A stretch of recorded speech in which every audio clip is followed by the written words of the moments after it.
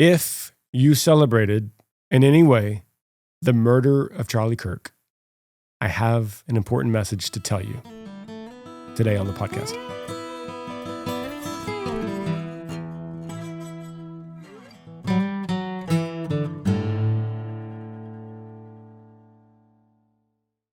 Okay, heavy topic today we're going to cover, and AntMan sitting with me, we have not done a whole lot of research here. We're going to just speak and see what comes out, because we've got a lot of thoughts, and we're going to use the Bible, and we're going to use some comments we've seen on social media, and we're going to try to help kind of bridge the gap of understanding as we see completely different schools of ideas here in America recently, this past month. What a month this past September was for us, as we saw so many things happening, including the remembrance of 9/11 in the middle of everything else that we saw, specifically thinking about the murder of Charlie Kirk and people that have celebrated this murder.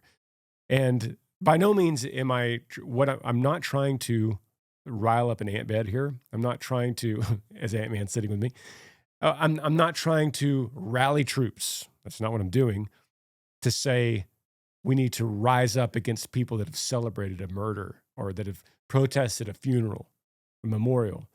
That's not what this podcast is about. If that's why you came to this podcast, because of the title, then you could, this might not be of interest to you. But you should listen. You should listen, because I specifically want to speak to the person that is celebrating the murder. I have something to say about this. And so we're going to get to it. You mentioned, for instance, you mentioned a video today as we were sitting here of a mother and a couple daughters. 2 daughters. Yeah. Tell me that story. The video is of you don't see the mom. The mom's holding the phone. And she says to her 2 daughters, they're young, old enough to talk and know kind of what's going on, at least. The mom says, "I have the best news." And the girls are smiling already. And one of them goes, "The president's dead?" And the mom giggles and says, "No, guess again." And either the same girl or one of the other girls says, "The vice president's dead?" No. What would be like the best news in the world? I turned it off after that. You don't know what that was about. You turned it off. I mean, there's so much happening right now that in during that time that I was like, okay, I've had it. I get what this is about. Move on. But I saw continually popping up, people redoing it. And then I saw a mom that started with that. And then she goes, hang on a second. She walks down to her daughter's room, and her kids is in the living room. The kids are in the living room, and asks one kid, "Hey, I have the best news. Can you guess what it is?" And the kid's like, "I don't know." The mom goes, "Guess. It's the best news ever." Trying to recreate the first video. Yeah. Like as a joke. Yeah. And the kid says, "We're having pizza tonight." Now, which one of those seems more normal?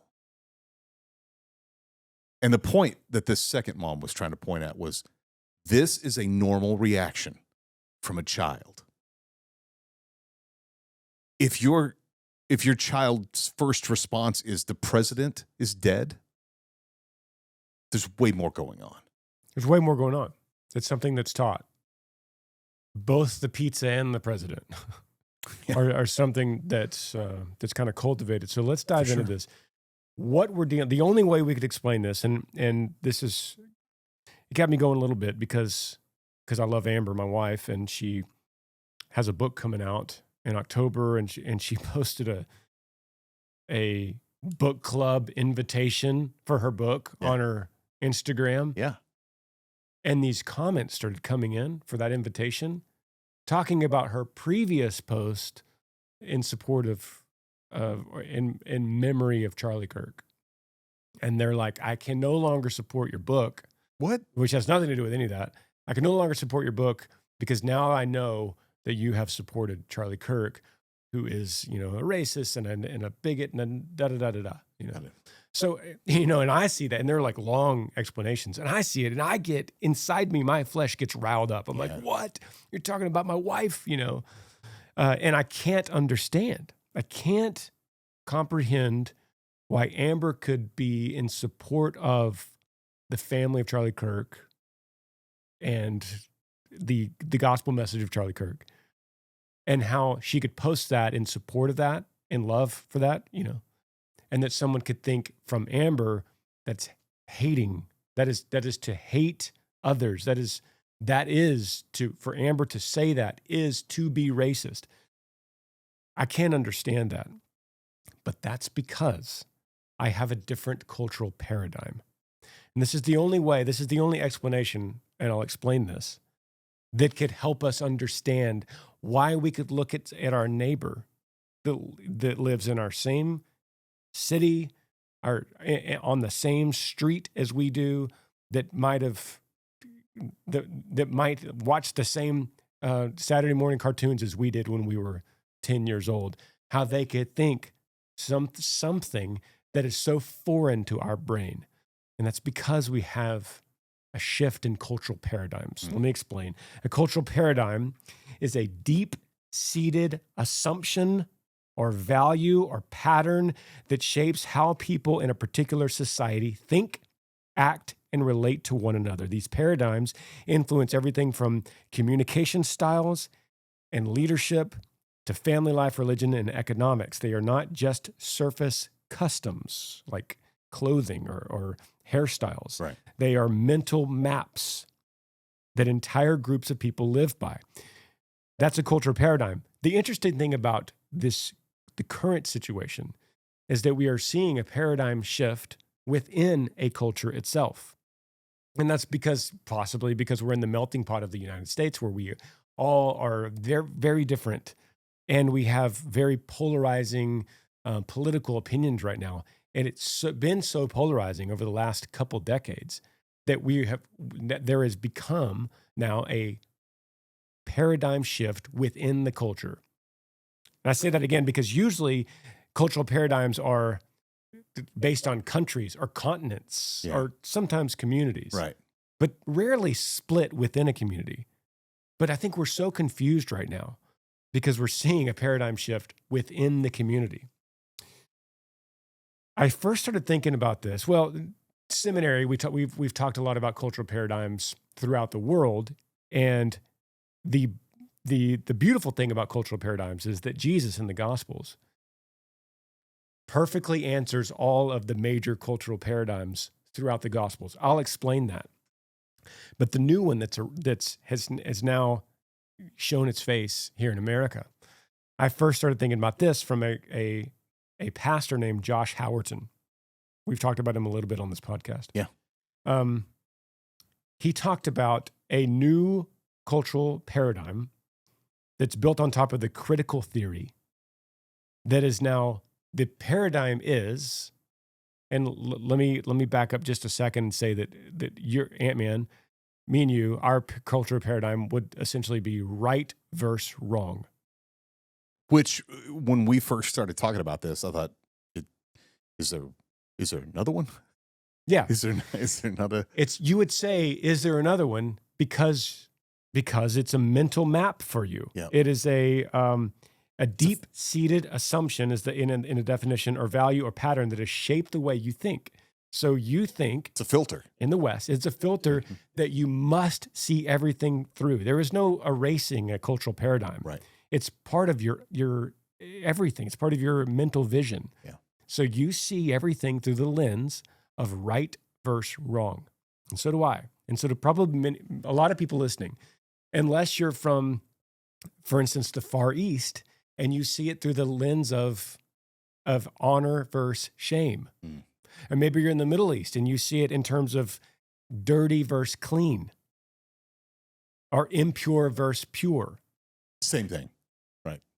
Dirty versus clean. Dirty, dirty, sure. clean, impure versus pure. Yeah. And we see a lot like Japanese, Chinese, Korean will live strongly with honor, shame. Sure. Now, our cultural paradigm, it out-trumps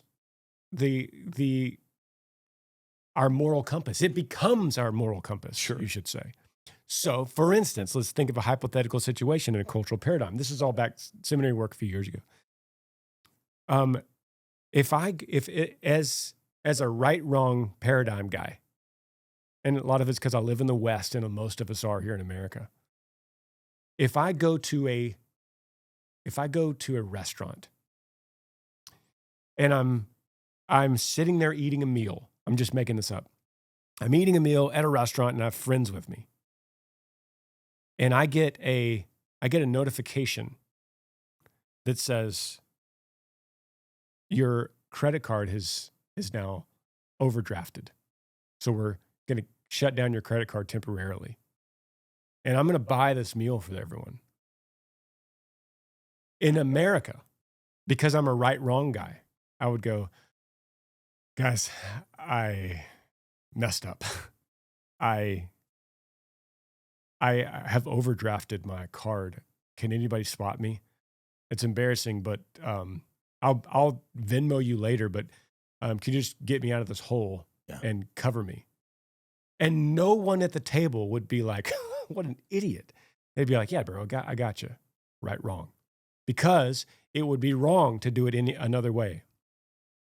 But if we were in Asia, right, if that's not my cultural paradigm, if my paradigm is honor shame, I will do anything I can to avoid shame.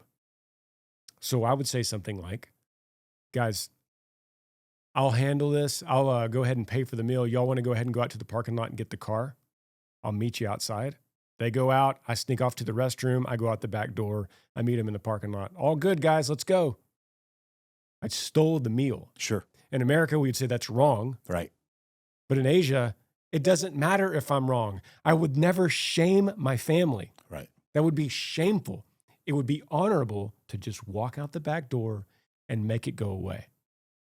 I can't understand that in an American way. Yeah. It's very difficult, but we have to understand cultural paradigms are deep-seated. Yeah. Okay, so I think that's kind of like an overview. Josh Howerton, back to him. There's a new one in America. It is oppressed versus oppressor. So once again, a cultural paradigm will outweigh anything else. Morality, right, wrong, honor, shame, if that's yours, whatever yours is, it outweighs all the others. So if your idea is that someone that's oppressing another person, then that person must be eliminated at all cost, regardless of morals, regardless of right and wrong. That's irrelevant if it's not your... Now, everyone has a little bit of every cultural paradigm. Yeah, everyone of course, has a little of all of it. Yeah, for us, wrong would be shameful. Yes. It'd be shameful to do something wrong. Yes. So you do have a little bit of what we consider like an Eastern culture. Yeah, we all have a little bit of it. Yeah. So like if you're driving by a dark alley and you see some guys beating up on a girl, they're oppressing her. Sure. You'd stop the car. Correct. And you would punch the guy in the face, even though that could be wrong in the sense of the law. You could be breaking the law by punching a guy and he hasn't touched the girl. You know, he's just they're just kind of bullying her. You punch the guy in the face, risking the chance that he could sue you. Yeah. You know? Yeah. And that would be wrong in the sense of the law, but you'll overcome the law because you see someone being oppressed. So we have a little bit of that in us, but more so, we're driven because he's oppressing, but because it's wrong to do that. It's wrong to do that to that woman. Correct. So that's what's driving us. Yeah. Or if we're in the Far East, it is shameful. It would be honorable for me to stop this shameful act. Correct. You know? Correct. So it depends on your paradigm. But what's happened is now we are being driven by oppression. There's a certain group that's being driven by that, and it's a very large group. So that's why they could see Charlie Kirk as an oppressor. And if they do see him that way, which they did, then it doesn't matter if he's murdered. It's a shame that he's murdered. I don't like it that he's murdered, and murder's wrong. They all say it that way. But it's worth it. But it's worth it, is what they're saying. So much so that at the extreme end of that, they celebrate it because victory has been had in the cultural paradigm. Celebrate. And I can still only see right and wrong. Even And considering we that, see yeah. that. We can't. That doesn't make fathom it. We cannot fathom it. But guess what? They can't fathom us either. Yeah. It is Because the oppression was crazy. so bad in their mind from him. Look at it either way. Yeah. The right and wrong is so bad in our minds that we can't see their point of view, or the oppression is so bad in their minds they can't see our point of view. And that's definitely what's happening. People are posting on Amber's account. They cannot see how Amber could be right. How could Amber support this man and his family? Right. And I legitimately think, this is debatable maybe on this podcast, but I legitimately think those people that post on Amber's account, they're decent people. Like they're law-abiding. Like they're soccer moms, and they have businesses, and they tip waiters, and they like they're The majority of their life would fit into your right wrong. yeah.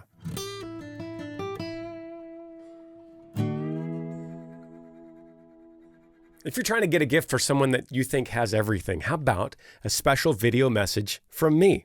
It's easy to do. Go to cameo.com/GrangerSmith and you put in the prompt what you want me to say.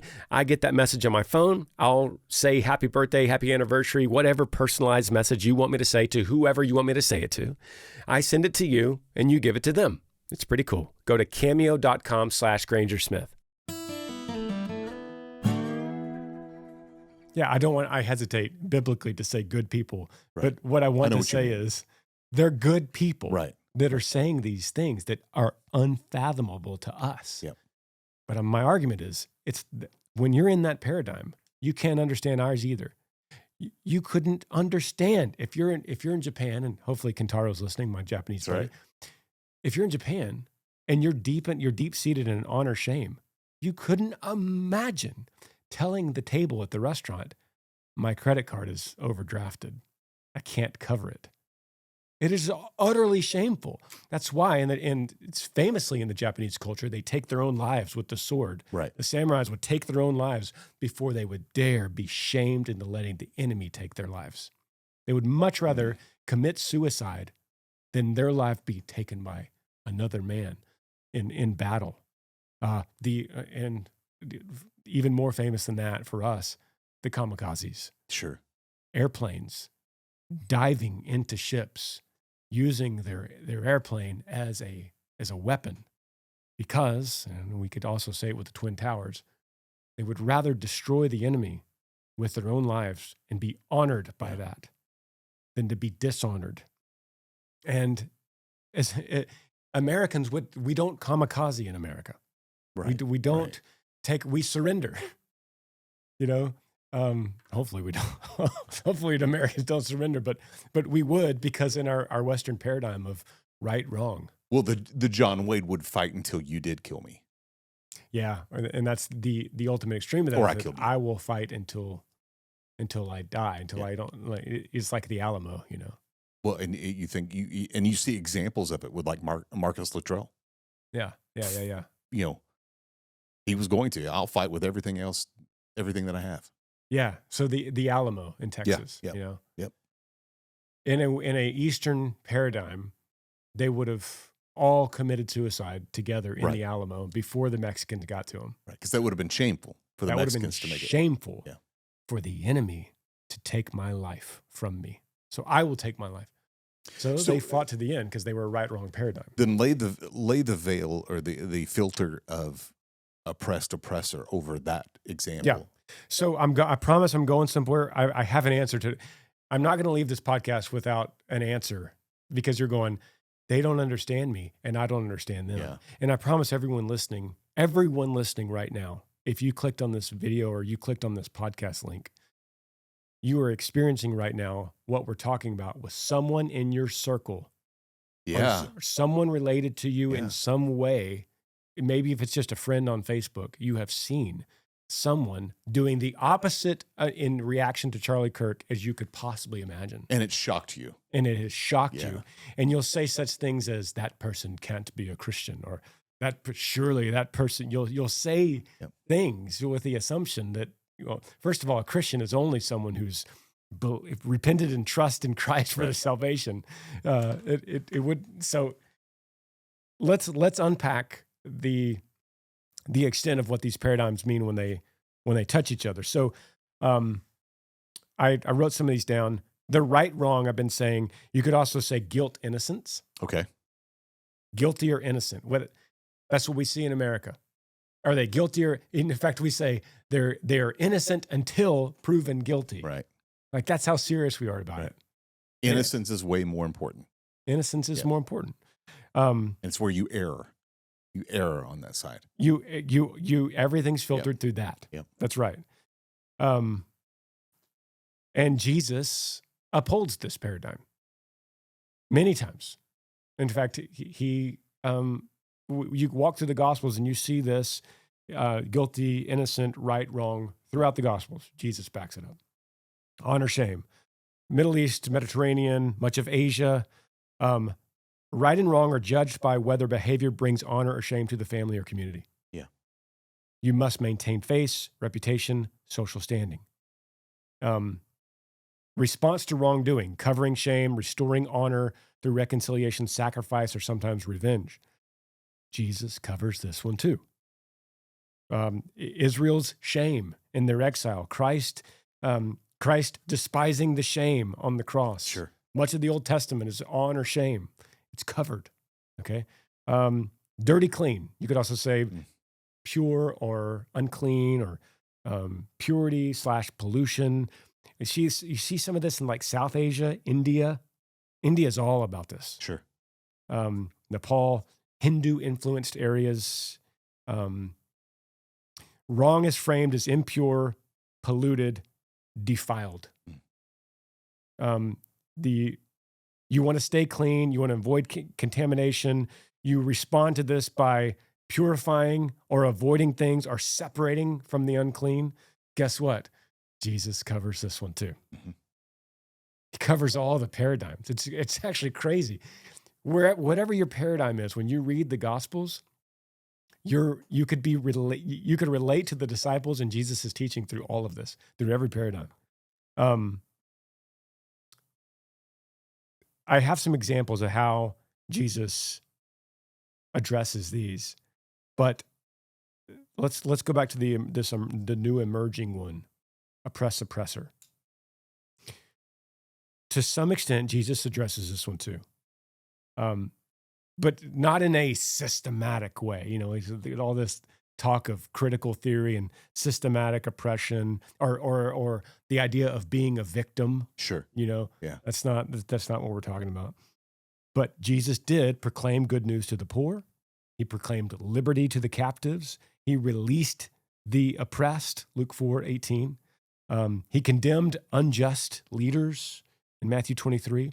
He taught his followers that true greatness is by serving. In fact, we in our family worship this morning, we talked about this, that I told the kids, I said, what does it mean to be the GOAT, the greatest of all time in our culture? It means trophies and winning and talent and money and victory.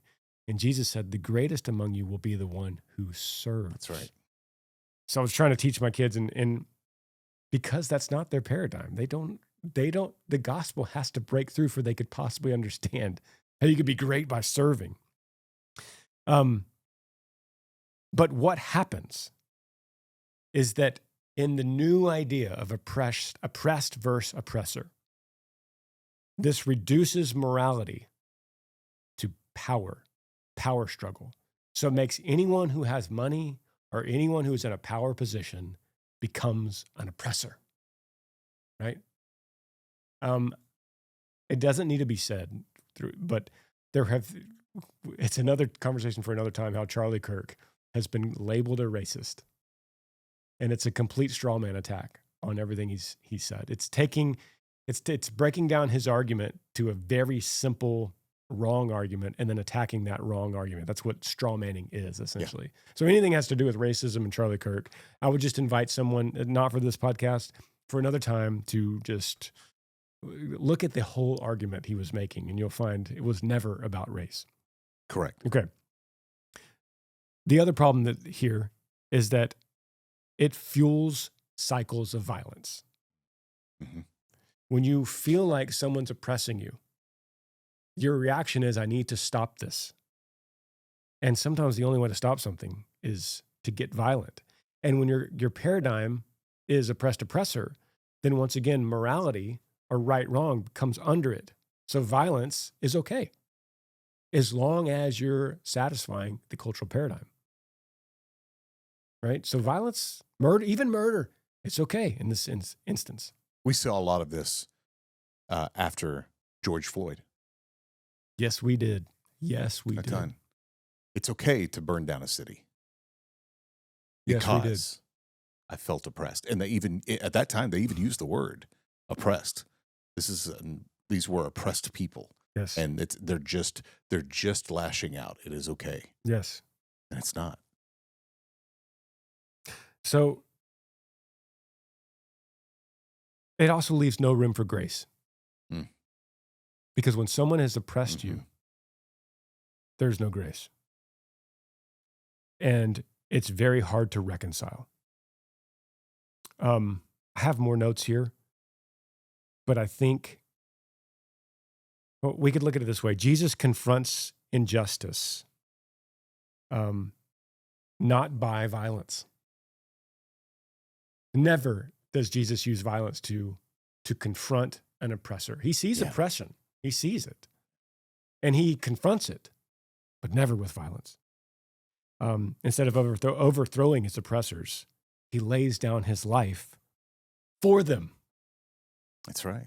I mean, Even to the point where guards were coming to take him. And Yes. what Peter wanted to fight. Yes. He said, no. So what do we do with all this? I know I've been talking a lot, but what do we do? Well, we're stuck with our cultural paradigms. I can't fix it. I can't sit down and people go, well, dialogue. That's what Charlie Kirk wanted, dialogue. To some extent, dialogue doesn't break through cultural paradigms. It doesn't. And I think we know, anyone that's ever argued or had a discussion with someone that has an opposite cultural paradigm with us knows there ain't no convincing. Charlie Kirk had the big sign that said, prove me wrong. But to some extent, there are some things that just can't be proven wrong. Because when your cultural paradigm is one direction, it doesn't change. It's a mental map. It is ingrained in your cerebrum and it will not change. It can't. Yeah. Except one thing: the gospel. The gospel is the only thing that could ease a cultural paradigm. And I don't think we were ever meant as humans to not have one. It would be weird to not have a cultural paradigm. But what the gospel does is it breaks down the rigid walls. It just tears down the walls of Jericho, you could say. Yeah. So that as the gospel takes root, and this would be the message to the people that celebrated Charlie Kirk's murder. I would say this. I would say, look to Christ. And Colossians 1 says that he is the image of the invisible God, the firstborn of all creation. For by him all things were created in heaven and on earth, visible and invisible, whether thrones or dominions or rulers or authorities. All things were created through him and for him. And he is before all things, even cultural paradigms. And in him all things hold together. And he is the head of the body of the church. He's the beginning, the firstborn from the dead, that in everything he might be preeminent. For in him all the fullness of God was pleased to dwell, and through him to reconcile to himself all things, whether on earth or in heaven, making peace by the blood of his cross. Man. And then when you hear that, you understand that peace comes from the blood of his cross. He makes peace in that way. And you, he says, who were once alienated and hostile in mind, doing evil deeds, he has now reconciled in his body of flesh by his death in order to present you holy and blameless. Who's you? The one who was evil. And reproach before him, if indeed you continue in the faith, stable and steadfast, not shifting from the hope of the gospel that you heard, which has been proclaimed in all creation under heaven, and of which I, Paul, the apostle, became a minister. That is unbelievable. That to think that you who were once alienated, hostile in mind, doing evil deeds, or believing whatever cultural paradigm that you believe, all of this is broken down by the blood of the cross. There is peace brought about by Jesus from the blood of the cross. Okay, here's an interesting thought. Peace from what? Have you ever thought about this, Ant? Peace from what? I'm flipping around in my Bible here. Okay, Romans 5 gives us that answer. Peace from what? Jesus came to bring peace to his people, division in the world, peace to his people. Correct. But peace from what? Romans 5:1 gives us that answer. And this might be shocking to some. Therefore, since we have been justified by faith or saved by faith, we have peace with God. Whoa. Peace with God. What does he mean by that? We'll skip down to verse 9. Since therefore we've been justified by his blood, much more shall we be saved by him from the wrath of God. Verse 10, for if while we were enemies, we were reconciled to God by the death of his son, much more now that we are reconciled shall we be saved by his life. We are saved from the wrath of God. Jesus came, died on the cross, became a substitute for what we deserved, and took on that wrath in his own body. The wrath caused by our sin that has separated us from a holy God. We were enemies. Before we're in Christ, we're enemies with God. And we need peace with him. Because you can't war against a holy God. You will not win that war. So Jesus comes to make peace with the cross for those who put their trust in him. This is the only thing that breaks down these cultural paradigms. It is it. And Paul wrote Ephesians, is that right? Paul wrote Ephesians, yes. In Ephesians 4, he says to make every effort to keep yourselves united in the Spirit, the same Spirit, binding yourselves together with peace. Binding yourselves together with peace. Just on that same page in Ephesians 2, look at verse 14. What does your translation say? Verse 14, Ephesians 2:14. For Christ himself has brought peace to us. He united Jews and Gentiles into one people when in his own body on the cross, he broke down the wall of hostility that separated us. So in the Greek, it's going to say he is our peace. Not just brought. Brought makes it easier to understand, but for he himself is our peace. Who has made us both one and has broken down in his flesh the dividing wall of hostility. He reconciles us, verse 16, to God in one body through the cross, therefore killing the hostility. And he came and preached peace to you who were far off and peace to those who were near. It's interesting. Luke 16:44 is one of my favorite verses. And Jesus he's giving this big dissertation, and he says, I have spoken these things to you so that in me you will have peace. In the world you'll have trouble or tribulation. But take heart, or in some translations, but don't be afraid or don't be alarmed. I have overcome the world. Take heart. I have overcome the world. This is the only thing that breaks down cultural paradigms. And I firmly believe that these cultural paradigms will help us more to love our neighbor and to love our enemies as we've been called, to forgive as we've been forgiven, because you don't so much see them as having a hostile idea against you. More so, I don't want to use the word trapped, because I would have to say that of myself as well, but they are embedded, deeply ingrained in a certain way of looking at life. just like I am.